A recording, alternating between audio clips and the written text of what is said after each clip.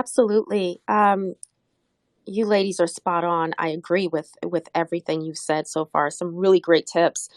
To add to that, I know I always appreciate, and you can tell when a host paired. And so I always, try my best to prepare myself ahead of time. You may need to wing a few things and, giving yourself grace. And, you're kind of at the mercy of technology here. But, I always try to be as prepared as possible and just kind of what that looks like. That could be, definitely, do your research, be familiar with who you will be in the space with. Be familiar with your guests. Read up on what they've done. You don't want to go into this blindly. Um, and just do your research. Make sure that your your equipment is up to par. If you're streaming, just kind of be prepared because I think as a guest, and just even as listening, as a listener, you appreciate when someone has taken the time to really put together something that is going to provide value and help others. So preparedness is a huge thing. Um, and also being intentional.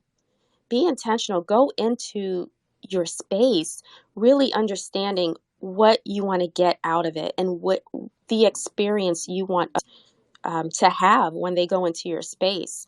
Um, I always try to be really intentional about, where I want to go. What's the follow up? Is there a call to action? Um, and just really thinking about it. I can always tell when I just jump into a space and no thought has gone into it, right? And so it just kind of becomes a free for all. So just being really intentional and follow up with your guests. It's all about this whole thing. I feel like social media, we've gotten going back to what it really was meant for. We kind of went through that whole phase of quick bite size, very impersonal of information. And I feel like we're going back to what social media was really meant to be, is that it be social, right? And so, really just having those dialogues and, as much as we talk, also listen.